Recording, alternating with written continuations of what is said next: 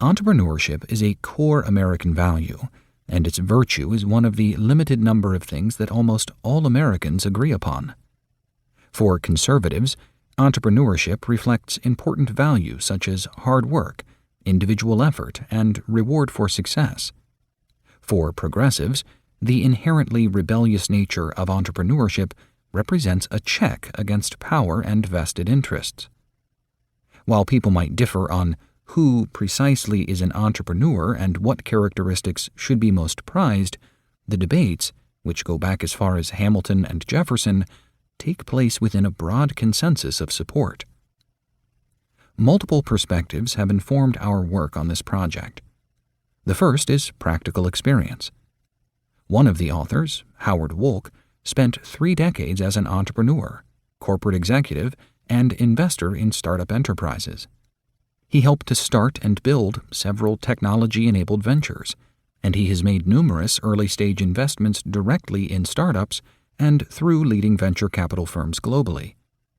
This includes experience as an early investor and board member in what is now the largest auto rental company in China. More pointedly, along with his father and brother and talented teams over many years, he helped build one of the largest privately held firms in Massachusetts, a classic story of a small business that grew into an industry leader and worked hard to maintain its position.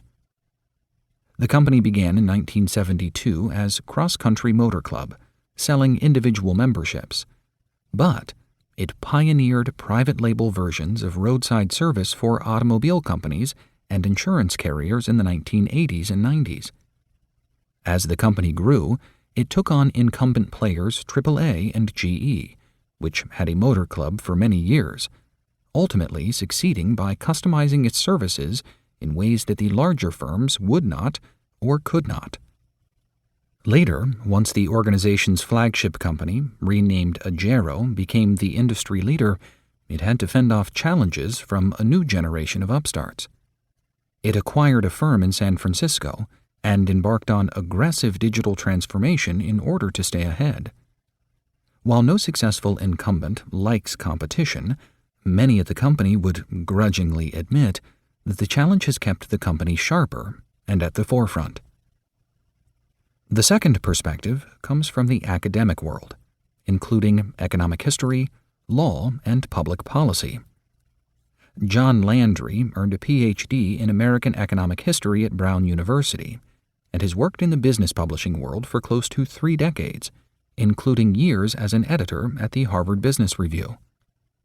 There, he came to appreciate the messiness and vitality of how companies and economies actually work. Howard Wolk has degrees in history, economics, law, and public policy, and also served in the Clinton administration as a lawyer and a member of the National Performance Review, a project that sought to reinvent government and make it work more effectively. The latter helped inform his perspective on both the possibilities and inherent limitations of political institutions. Both of us have witnessed the recent explosion of interest in entrepreneurship, even as the understanding of it in the broader context is still new.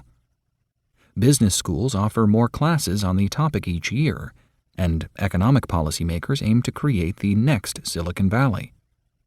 Governments around the world track their progress in fostering innovation and industrial clusters.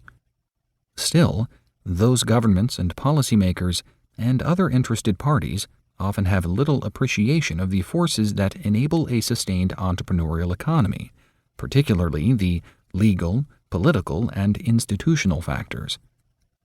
At a time of general rethinking of capitalism and the role of government in regulating business, we have written this book to describe how these factors have operated through American history and how they can be maintained, leveraged, and improved going forward.